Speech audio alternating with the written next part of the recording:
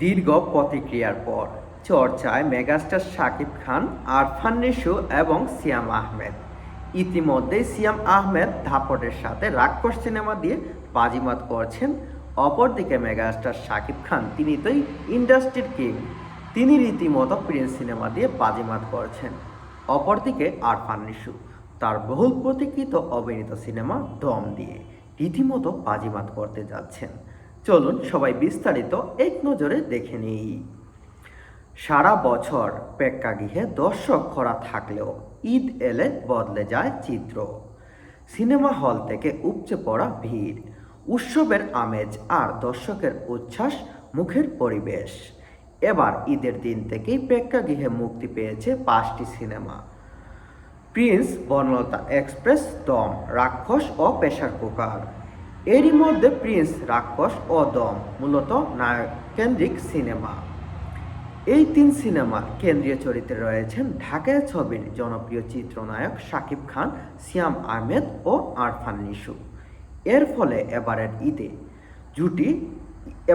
ঈদ জুড়ে এই 3 নায়ককে ঘিরেই চর্চা এবং তর্ক বিতর্ক ভক্তদের উন্মোচন।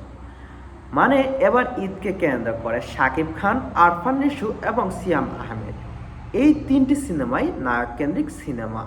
তাই এবার ঈদের আলোচনায় মূলত থাকবে এই 3টি সিনেমা, যারই মধ্যে 3টি সিনেমাই কোনো সিনেমা থেকে কোনো সিনেমা কম নয়।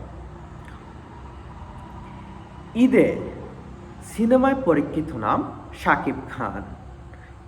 প্রতি ঈদেই তার সিনেমা থাকে আলোচনার কেন্দ্রে, আর দর্শকও ভিড় করেন তার সিনেমা দেখতে। বছরের 2 ঈদকে কেন্দ্র করে তার সিনেমা মুক্তির বিষয়টি এখন প্রায় প্রতিষ্ঠিত। এবারের ঈদে মুক্তি পেয়েছে গ্যাংস্টার কালচারের গল্প নিয়ে cinema Prince one upon A time in Dhaka. মুক্তির পর থেকেই হল সংখ্যার দিক থেকে